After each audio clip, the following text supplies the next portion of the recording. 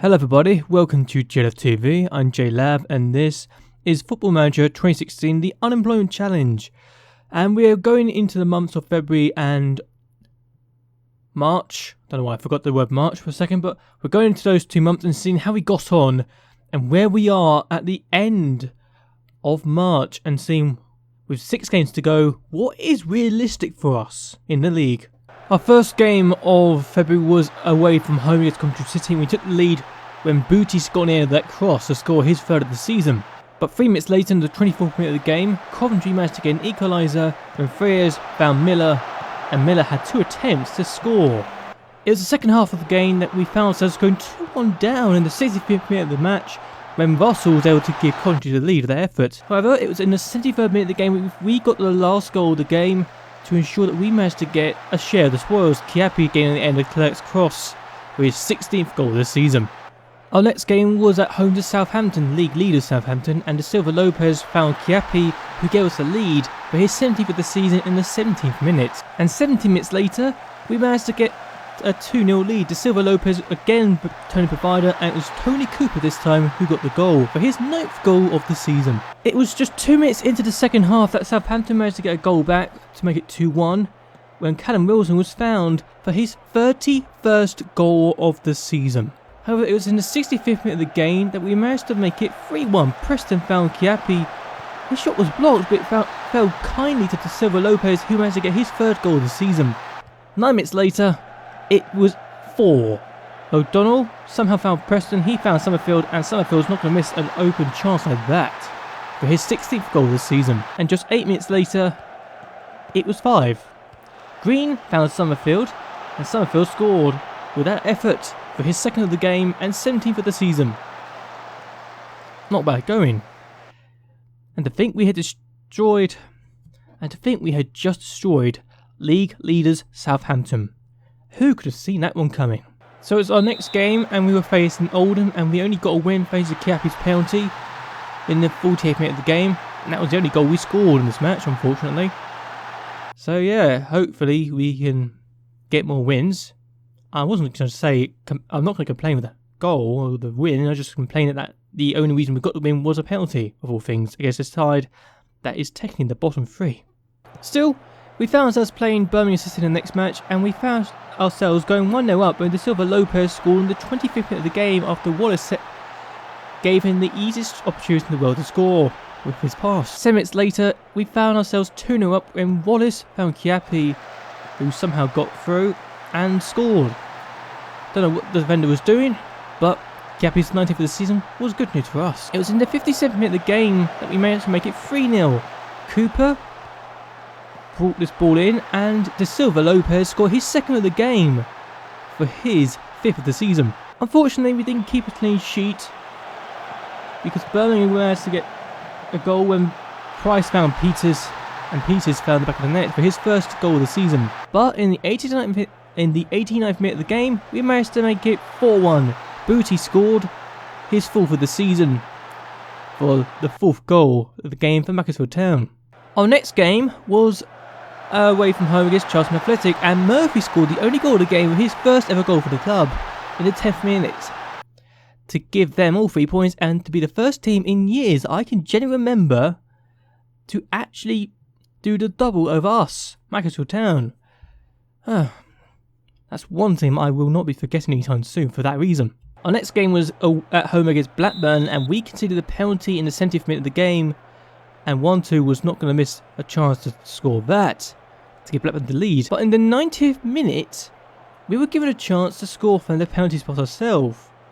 Joe Williams, who has scored a few penalties in his time, was the man to step up and take it, but it was saved by O'Donnell, and we were beaten for a 2nd game running in a match we really deserved to win. Our next match was at home to Brentford in the last game of February, and Booty scored the opening goal of the game in the 4th minute of the match when De Silva Lopez's shot was saved, but only pounding the path of Booty. And in the 21st minute of the game, we managed to make it 2-0 when Booty found Summerfield, and Summerfield was not going to miss a chance like that for his 18th goal of the season. Brentford did get a goal back, however, in the 70th minute of the game when Higota managed to make it 2-1 after breaking free from that free kick, and that was all that they were able to do, I'm afraid, for them. So we managed to get another 3 points against a team that is considered a promotion rival. The next game was away from home against Derby in the first game of March, and we took the lead inside the first 17-18 seconds when Summerfield scored with that effort for his 19th goal of the season. It was 55 minutes later in game time that we managed to make it 2-0 in the 56th minute of the game, when De Silva Lopez scored that effort after Wallace had played him through. De Silva Lopez is 6th for the season, but 2 minutes later it was 3-0. Owen found Summerfield, who got his second of the game for his 20th goal of the season. And in the 86th minute of the game, it was 4-0. Meska played this delivery in, and Summerfield got on the end of the cross for his 21st goal of the season and a hat-trick to his name. Our next game was away from home against Fulham, and it was in the 9th minute of the game that we took the lead when Regan Booty scored with that effort. What a goal that was from Regan Booty for his 6th goal of the season. But Fulham were able to get an equaliser in the 51st minute of the game from this free kick. Convey cleared the ball off the line, but Anderson was able to get on the rebound for his 2nd goal of the season, and to give Fulham a share of the spoils of a promotion rival, stopping us from winning the game. Our next game was at home to Bournemouth, and we took the lead when Summerfield played it into Preston, who was able to get his 4th goal of the season to give us all 3 points. But in the 87th minute of the game, we were actually down to 10 men when Clark gave away a free kick to get his 2nd yellow card of the game. I wasn't that impressed with him, I'm not going to lie. If anything, I felt really annoyed.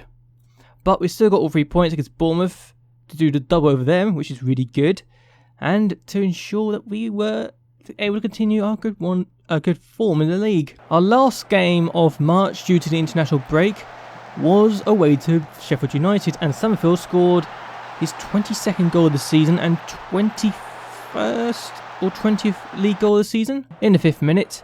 But 10 minutes later, Sheffield United had scored an equaliser. Wilson played the ball into Armstrong, who had scored his 9th goal of the season. In the 32nd minute of the game, we managed to win a corner. Booty played it in twice.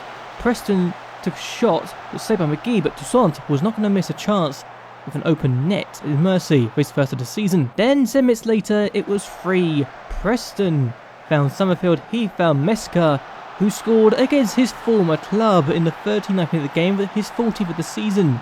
And in the 56th minute of the first half, it was 4. Preston found Meska, who scored his 2nd of the game. £100,000 for Meska, don't forget. No, sorry, I missed out a goal. Sheffield United were able to make it 3-2. I don't know how to pronounce that guy's name, but he managed to get 3-2, and then we saw Meska's goal. He managed to make it 4-2 with that effort, but it was 3-2 in the 56th minute of the game.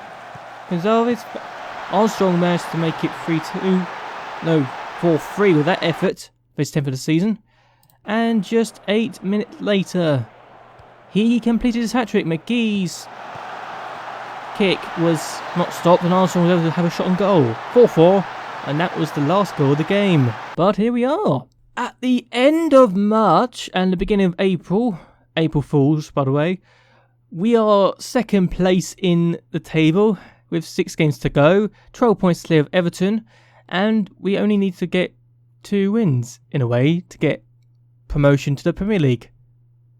Oh, we need 7 points. I'm just going to say that now. We need 7 points to get promoted to the Premier League.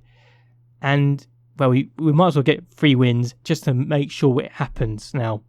We are guaranteed a top 6 finish now.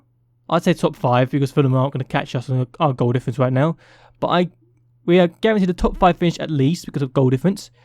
And I'm absolutely certain we will go up to the Premier League. So Premier League is on the horizon. We're going to get our 3rd successive promotion, and we are nowhere near strong enough to survive in the Premier League.